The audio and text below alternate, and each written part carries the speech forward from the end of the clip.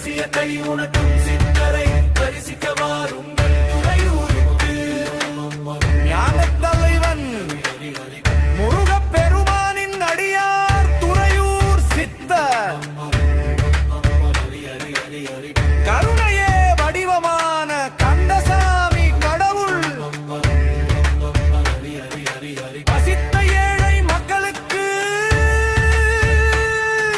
பசியாற்றிய மகா. அரியது கேட்கும் முருக